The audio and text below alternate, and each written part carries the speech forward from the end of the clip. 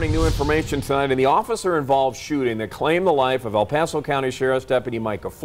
Springs police releasing hundreds of pages of investigative documents today. News 5's Andy Cohen. He has been going over the reports. He joins us live in studio with more on what you found. Andy. Rob and Elizabeth, these documents provide the most detailed account yet of what happened on that day. And while we haven't completely examined all of the documents, what we've read so far support the conclusion that was reached last month by the district attorney's office that the suspect, Manuel Zatina, fired at the undercover officers when they were about to arrest him, and that he was killed when they returned fire. These photos show what suspect Manuel Zatina looked like on the day of the shooting. They were taken by members of the Anti-Car Theft Battle Task Force with their cell phones.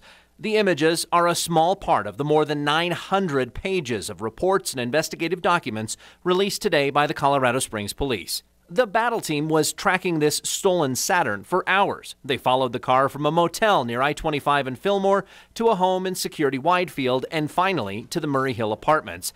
State Patrol investigator John Reindaler told investigators that the team members agreed if a takedown was going to happen, this would be an opportune time. Sheriff's Detective Stephanie Chris and Police Officer Marcus Yanez got out of their car just behind Deputies Micah and Scott Stone.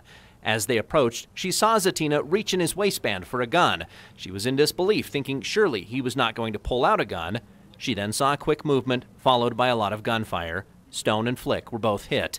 Chris said that the suspect and Stone were both wearing dark-colored hoodies, and she said she didn't immediately fire because she was trying to determine if she was looking at the right person. Hours later, investigators would learn that Zatina's mother lived in this apartment complex. She told investigators her son wasn't allowed to stay with them because he'd been using drugs. He'd come to visit just a few days before. She gave investigators 2 backpacks that belonged to Zatina. One had his clothes, the other had some tools and a drug pipe. The El Paso County coroner has still not released the autopsy of Deputy Flick. Many of the local news outlets, including News 5, are challenging that decision by Coroner Robert Bucks in court, and there will be a hearing in that case next week. Watching out for you, Andy Cohen, News 5. Andy, thank you.